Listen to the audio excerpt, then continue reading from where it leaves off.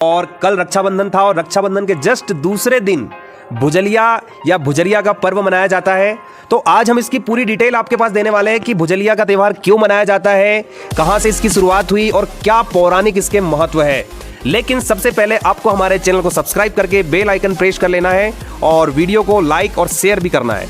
तो चलिए अब हम सबसे पहले शुरुआत करते हैं कि ये जो आप हमारे सामने देख पा रहे हैं, इसी को जो है हम भुजलिया या भुजरिया या फिर कजलिया, तीन नाम है। अलग अलग क्षेत्रों में इसको अलग अलग नामों से जाना जाता है। तो ये क्यों उगाया जाता है और इसका क्या कारण है, पूरी बातों को हम आज समझेंगे शॉर्ट में। और हमारे साथ हमारे बुजुर्ग भी बैठे हुए हैं, हमारे दादाजी बैठे हुए हैं और कुछ यंग लोग भी बैठे हैं, यहाँ पर खड़े हैं सामने। और इसके बाद आपको चलिए सबसे पहला पॉइंट हम आपसे डिस्कस करते हैं, इस पर्व की क्या मान्यता है। तो इस पर्व की मान्यता मैं बता दूं, इस पर्व की मान्यता आला उदल के समय से है। आला उदल दो राजा थे बुंदेलखंड के, उनका नाम आप लोगों ने सुना होगा, नहीं सुना तो नेट पे सर्च कर लीजिए आप लोग। तो आला उदल के समय से है और इसकी मान्यता है कि यह पर्व अच्छी बारिश, अच्छी फसल और नई फसल के प्रतीक के लिए हम मनाते हैं और सुख समृद्धि और प्रेम भाव के लिए हम इस पर्व को मनाते हैं। और हमारे कई सदियों से ये पर्व मनाते चले आ रहे हैं हम, और आज भी इसे गाँव में, शहरों में, हर क्षेत्र में मनाया जाता है। तो अब ये हुई हमारी मान्यता। इसके बाद में हम इसकी एक पौराणिक जानकारी आपको देना चाहते हैं कि जो भुजलिया है, इसकी शुरुआत कब से हुई। तो भुजलिया जो है आल्हा की बहन चंदा नाम की एक बहन थी, आल्हा की, जो श्रावण मास में अपने ससुराल से मायके आई हुई थी। तब मायके आई तो सभी ग्रामवासियों ने इसी भुजलिया या इसी भुजरिया से जो है उनका स्वागत किया था। तब से जो है इसको भुजलिया या फिर इसका महत्व वहां से बढ़ता गया और आज भी हमारे यहाँ तो कम, लेकिन बुंदेलखंड क्षेत्र में इसको बहुत ही धूमधाम से और विजय उत्सव के रूप में मनाया जाता है।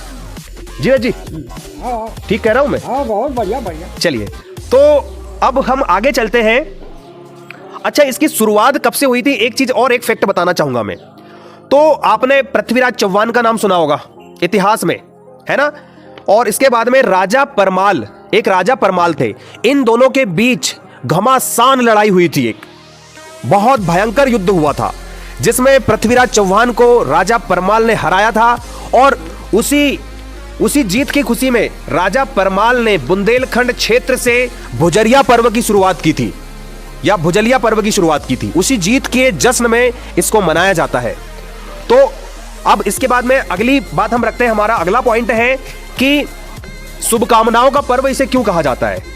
शुभकामनाओं का पर्व इसे कहा जाता है कि जब इसकी अभी पूजा हो गई है, इसको शाम को महिलाओं द्वारा पूजा कर दी गई है, शाम को महिलाओं द्वारा इसकी मिट्टी को जल स्रोत में या पानी में धुलकर इसके भुजलिया को निकाल लिए जाते हैं और आपस में एक दूसरे को देकर शुभकामनाएं और शुभ आशीर्वाद प्राप्त किया जाता है।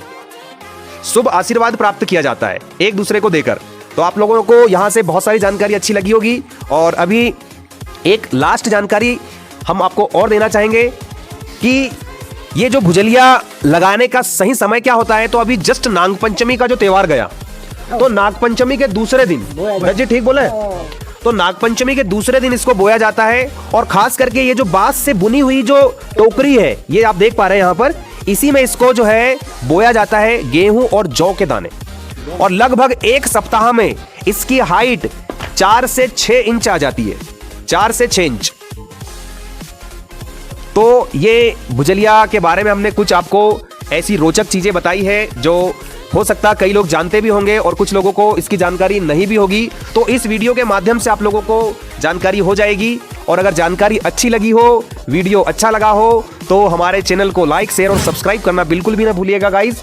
और अब मैं आपको हमारे दादाजी से मैं बताऊंगा, पूछूंगा कि भाई पहले इसको किस तरह से मनाया जाता था और आज भुजलिया त्यौहार जो है किस तरह से मनाया जा रहा है, कितना अंतर आ गया है पहले और अब में। तो ले दादाजी जरा सा बताओ। क्या बोलूं? बताओ कि पहले इसको मतलब कितनी धूमधाम से और कितने मनाते थे। गाजा बाजा से जी। और आला गाते थे। अच्छा। भजन भाव भक्ति से खूब धूमधाम से मनाते थे जी। और नदी पे जाके इनको चढ़ाया जाता। जी आप बताओ। इसको बड़ी धूमधाम से मनाया जाता था इस त्यौहार को जी। और इसको सब बुजुर्ग लोग और महिलाएं और बच्चों लोग जाके जमा होकर घर से नदी पे ले जाके विसर्जन किया जाता था। और इसके जो गेहूं के पौधे थे उनको उखाड़ के लाते थे, फिर देवी देवताओं पे चढ़ाते थे शाम को। और उसके बाद सब आपस में मिल के एक एक सिर पे चढ़ा के और आशीर्वाद लेते थे। आशीर्वाद लेते थे। चलिए दत्त जी, अब इस त्योहार को मनाने में बहुत कम रुचि हो रही है, क्यों, ऐसा क्यों हो रहा है दत्त जी? ये पौराणिक कथा पहले तो खूब चलती थी, पर आजकल नए आदमी इसको मानने को तैयार नहीं है, नई जनरेशन मानने को तैयार नहीं है। मानने को नहीं तैयार। चलिए, लेकिन ये एक बहुत ही साइंटिफिक रीजन है और एक नई फसल का प्रतीक है ये, और इसे हमें मनाना चाहिए। और ये पर्व कहीं ना कहीं हमारे पीछे हमारे बुजुर्गों का आशीर्वाद हमें प्रदान करता है। तो आप सभी भी इसे धूमधाम से मनाएं अपने घरों में, और जैसा भी मनाएं, छोटे बड़े। तो चलिए, अब मैं जाते हुए लास्ट में हमारे सभी ग्रामवासी देशवासियों को रक्षाबंधन की हार्दिक हार्दिक शुभकामनाएं देते हैं हम। चलिए, आपका बहुत बहुत धन्यवाद हमारे